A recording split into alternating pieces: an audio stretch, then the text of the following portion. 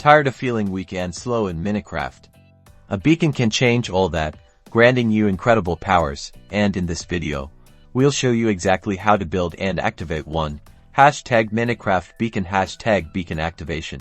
First, you'll need to gather the necessary materials for the base of the beacon. You will need blocks of iron, gold, emerald, diamond, or netherite. You can mix and match, but keep in mind that you need at least 9 blocks for the smallest beacon base to activate the beacon itself. You'll need 1 nether star, dropped by the wither. To get these resources, venture into caves to mine iron, gold, diamonds, and emeralds. Remember to smelt your iron and gold ore into ingots, then craft them, along with your diamonds, emeralds, and netherite ingots into blocks using a crafting table.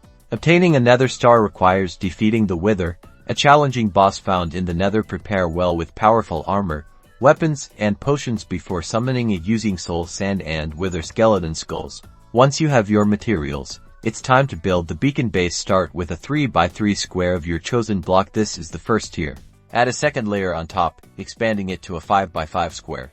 If you desire maximum effectiveness, build a third layer with a 7x7 square, and a final layer with a 9x9 square. Keep in mind, a larger base allows you to select stronger effects and a greater range. Now, place the beacon block directly in the center on top of your base. If the base is constructed correctly, the beacon will activate, projecting a beam of light into the sky.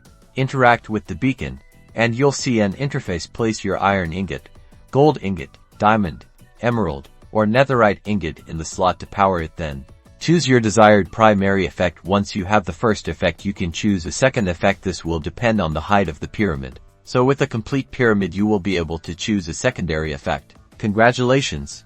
You've successfully activated a beacon. Enjoy your newfound powers and dominate your Minecraft world. Remember to like and subscribe for more helpful Minecraft tutorials.